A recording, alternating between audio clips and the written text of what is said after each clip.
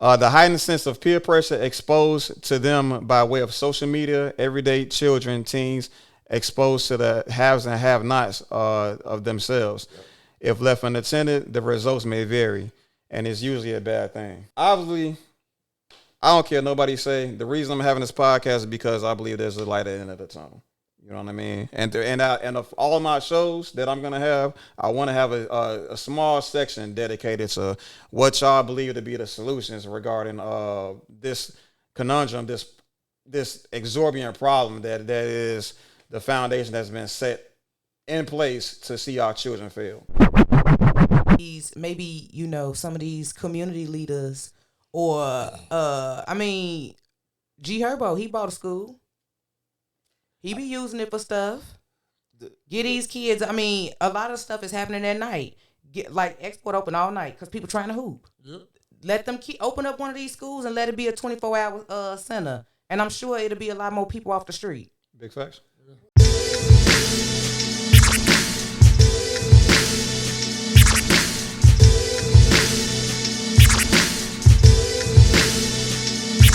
I want to have a brief conversation about what y'all consider to be the influencers of this generation of kids and what's essentially led them to make a decision they have to make these days.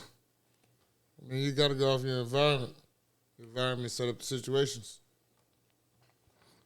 This pretty much leads to everything this whole conversation been about, like the foundation that was being set by the government, by the men of our community, you know what I'm saying, and within some of the things and the mothers that raised them, right?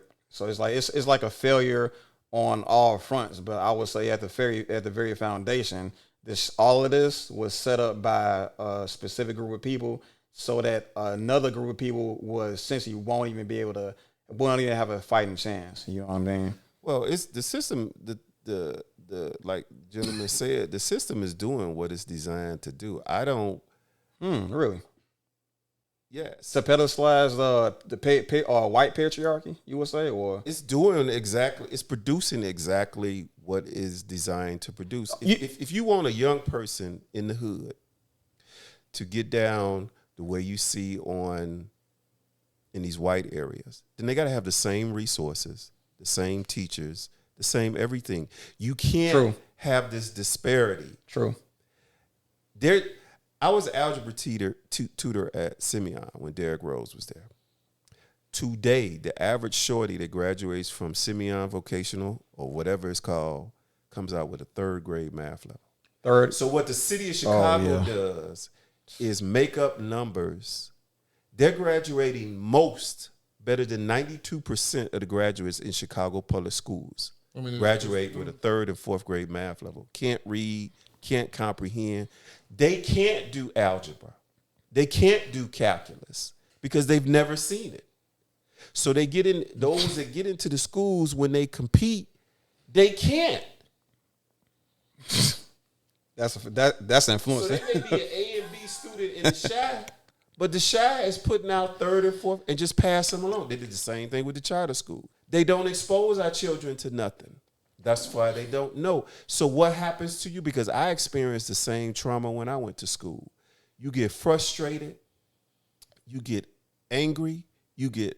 Because in our society, well, you on your own. You a man. You supposed to make the right choices. But have you been on a historically black college campus and see what really gets down out there? Have you been at a Christian school and see how they get down at the college level? The peer pressure is unbelievable. And if you've never been in that setting, be careful how you cast that stone. Yeah. Yeah. Because a lot of intelligent, and our children are some of the most brilliant, creative individuals out there. They just need an opportunity. It doesn't exist in the public schools. I don't care what none of them folks say. I was with Mayor Lightfoot at Lindblom when she first got in office, had the town hall meeting in the heart of Inglewood. They asked 30 questions. They let 27 Hispanic kids ask the questions and 3 from Lindblom. Excuse me? 3? I didn't stutter. That's what's going on in our city. Yeah. But because we're not involved, Integration, we're right? not there guiding, they get away with this foolishness. And a lot of us, and I know there's some bad shorties, but most of them is good. They just need an opportunity. And if they not given that opportunity, guess what happens? this is what they do. They go downtown and tear up. Exactly. They piss on the L. Disrespect you and me walking down the street. That's what they teach. The heightened sense of peer pressure exposed to them by way of social media, everyday children, teens, exposed to the haves and have-nots of themselves. Yep.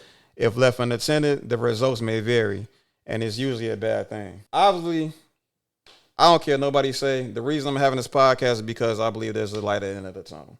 You know what I mean? And of all of my shows that I'm gonna have, I want to have a small section dedicated to what y'all believe to be the solutions regarding this conundrum, this exorbitant problem that is the foundation that's been set in place to see our children fail. Oh, I mean, first maybe we gotta try to look at them as people first and not as a problem.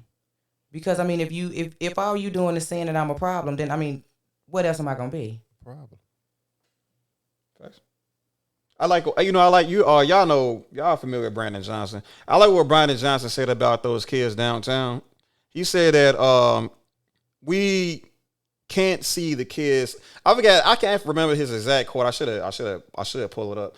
But what he said was, we can't blame the kids because the kids are more or less a product of the environment that we created, right? So they're not the one. They have nothing else to do. So had we done what we were supposed to do as adults, right, and guided them properly and gave them things that they could have been able to condition their time with or fill their time up with, they wouldn't be downtown causing a ruckus, right? I mean, maybe open up some of these, maybe, some of these community leaders or, I mean, G Herbo, he bought a school. He be using it for stuff. Get these kids, I mean, a lot of stuff is happening at night. Get like export open all night because people trying to hoop. Yep. Let them open up one of these schools and let it be a 24-hour center. And I'm sure it'll be a lot more people off the street. Big facts.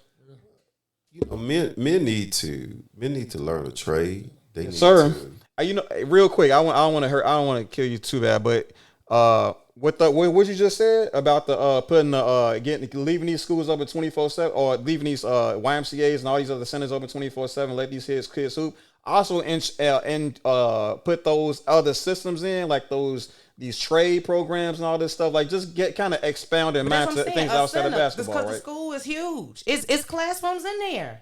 Every classroom could be something different. Hell, you could have, and not even just men. These young ladies need some damn resources. They need to learn how to cook. Bars. And first off, not just ladies, because cooking and cleaning, that is a basic human need. Mm-hmm. Everybody needs to be able to do that. Yeah. Home economics needs to be back in the schools. Yeah, they definitely Took all that out.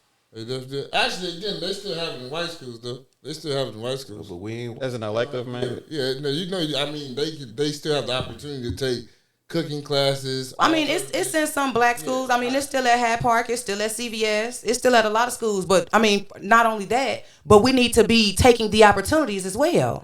Yeah, absolutely. Because it's opportunities that we have presented to us, and a lot of times we just don't take them. Yeah.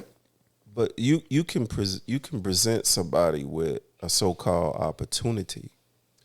But if I've lived a life to never recognize an opportunity, I'll never know that that's an opportunity. And that's a reality that's true. CVS, when I was in high school, CVS had over almost 6,000 students. I got the newspaper article right now. They got 731 kids at that school. Yeah, that's a dramatic. They had 39 trades. All of it's gone. Gotcha. All right. I think that was. So basically, yeah. I mean that looked pretty good to me. I don't think that's like too much to ask. In my opinion, all we gotta do is get out there and become a part of these grassroots organizations and ask these questions, get the conversation going to get things done. You know what I'm saying? This is one of our greatest challenges. It's going to require some genuine, serious love. It's easy to us to sit here and articulate it, but when it comes to putting the work in, because my experience just on the level of mentoring, being a part of what I'm a part of, there are things that break out 2, 3 o'clock in the morning. And, people are dealing with what they're dealing with in their own personal lives. And now you're asking me to deal with somebody else's responsibility. Sometimes the empathy and the love ain't there, but I think we have to do it in order to save our youth because it's worth saving. Yes, sir. Yes, sir. Full agreement. Because fact of the matter is, if nothing is done and we all are essentially left with our own devices, right? All these distractions, and it's trying to even though we're trying to put food on the table so we can feed those kids. If nothing is gonna happen and we fail to lead our children to a path of success, they're gonna lead into the most profitable form of slavery ever. And that's the prison system.